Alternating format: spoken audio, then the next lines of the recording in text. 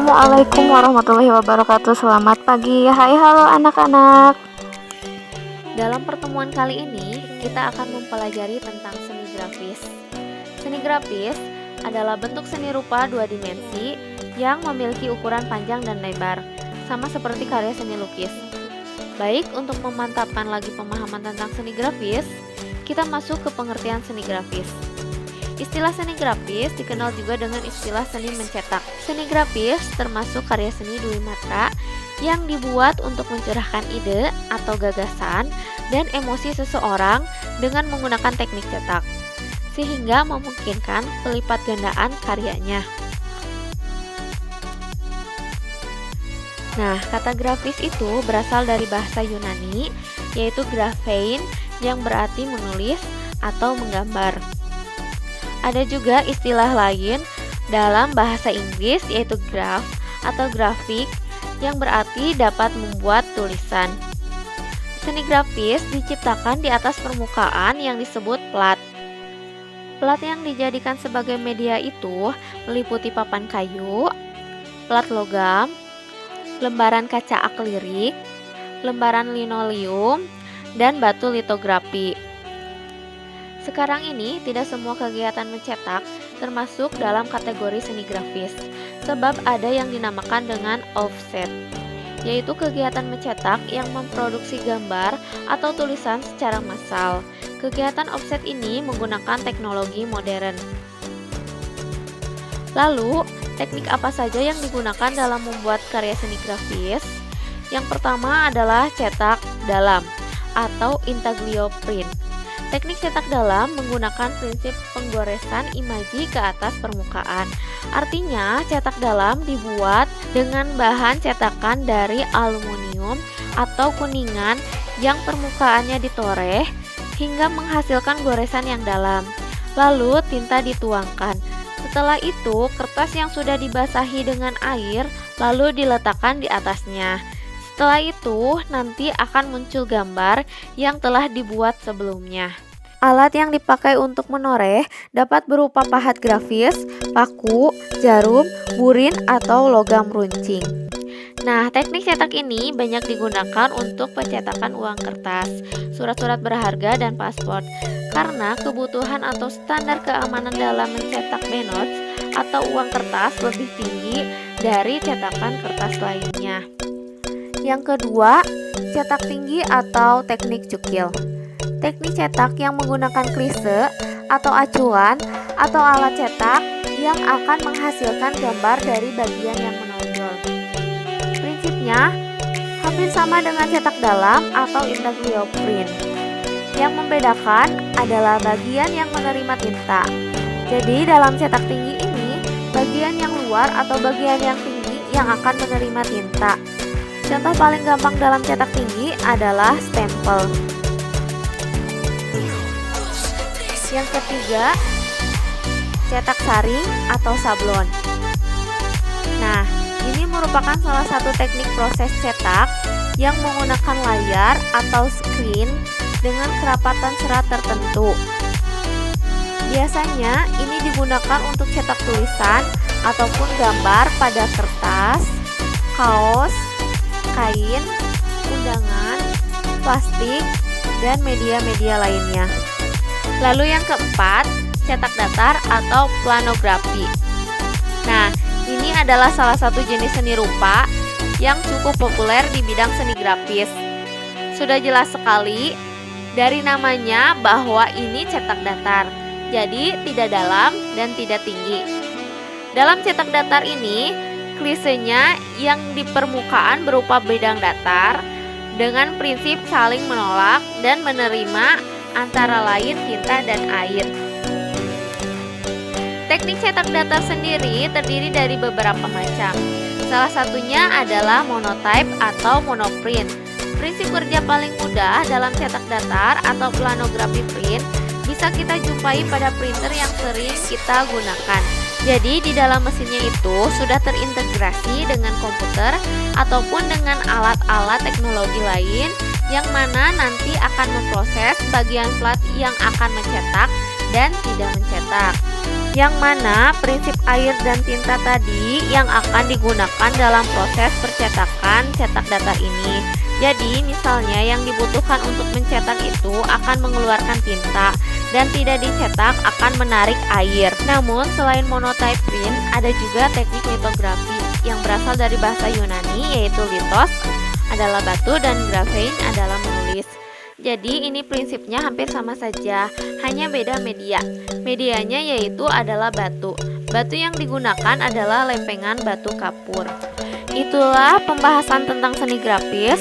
Mudah-mudahan dapat kalian cerna dan kalian pahami. Lanjut kepada tugas prakteknya. Dengan material kita gunakan dari alam, ada daun, juga bisa kalian gunakan yang lain, misalnya pelepah pisang atau yang lainnya. Terus untuk catnya di sini ada cat akrilik dari Sakura. Untuk pengencer cat akrilik kalian bisa gunakan air, tapi usahakan tidak terlalu encer dan tidak terlalu kental karena itu bisa merusak karya kalian. Kemudian di sini ada Divina, ini juga masih cat akrilik, cuman ini kualitasnya masih di atas Sakura. Kemudian ada lagi ini Kavi, masih cat akrilik, dan ini dari diantara dua tadi ini yang paling bagus ya. Terus ada juga kuas. Kuasnya kita tidak menggunakan kuas yang kecil, kita gunakan yang agak besar. Sebenarnya untuk kuas itu opsional, nggak mesti ada. Kita bisa gunakan juga spons. Dan untuk praktek yang satu ini lebih mudah menggunakan spons. Terus untuk cat lain selain cat akrilik itu bisa, misalnya ini cat avian. Ini sejenis cat minyak, pengentalnya juga ada khusus. Kemudian selain cat akrilik dan cat minyak juga ada cat poster. Cat poster untuk pengencernya sama seperti cat akrilik, menggunakan air. Cat posternya ini dari titik.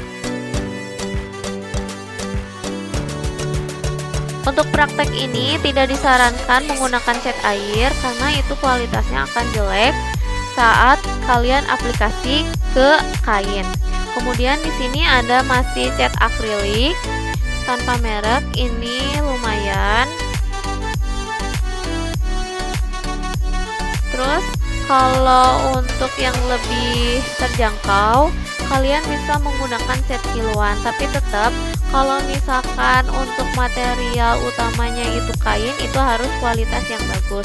Kecuali kalian untuk belajar kayak misalkan ke kertas, itu bisa pakai cat kiloan seperti ini. Ini contoh beberapa cat yang bisa digunakan, akrilik, poster, dan minyak. Tapi tidak disarankan untuk menggunakan cat air ya. Ini adalah kertas. Sebelum ke kain, jadi kita coba dulu di kertas beberapa daun. Setelah menguasai di media kertas, baru kita pindahkan ke media kain. Boleh berwarna putih atau warna lainnya, asalkan si kainnya itu polos, tidak bertekstur, tidak terlalu kaku, dan tidak terlalu tipis. Jangan lupa bagian pinggiran kainnya dirapikan, bisa dijahit atau bisa juga di-knit. Di sini ada beberapa contoh dengan cetakan daun dan material utamanya itu di atas kertas menggunakan cat akrilik. Dalam satu daun kalian bisa menggunakan lebih dari satu warna, dan warnanya itu boleh warna primer, sekunder, atau tersier. Selain daun, kalian juga bisa gunakan buah dan sayur. Di sini masih ada daun, masih daun. Nah, ini ada dari pelepah pisang. Usahakan untuk nama kalian bikin tidak terlalu di tengah kalau mau di depan, kecuali kalian pasang atau tulis di bagian belakang karya supaya tidak merusak nilai estetis karya yang kalian buat.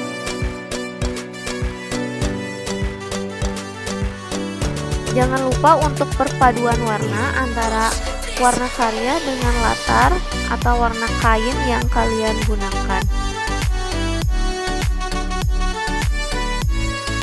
Cetakan pokok yang kita gunakan yaitu daun, daunnya bebas, kalian mau daun apa aja.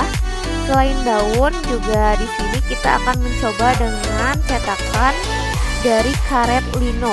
Jadi karet lino ini kita gambar dulu. Setelah gambar, baru kita buang bagian yang tidak digunakan atau tidak diinginkan. Karena teknik cetak yang akan kita gunakan adalah cetak tinggi. Nah, ini adalah cukil. Alat ini selain digunakan untuk karet lino juga bisa digunakan untuk bahan kayu. Jadi seperti ini dibuang, kalau sudah beres nanti bisa digunakan. Kurang lebih hampir mirip atau sama kayak stempel. Nah, ini kalau sudah jadi seperti ini. Terus kita kembali ke daun. Untuk daun seperti yang kita tahu ada bagian atas dan bagian bawah.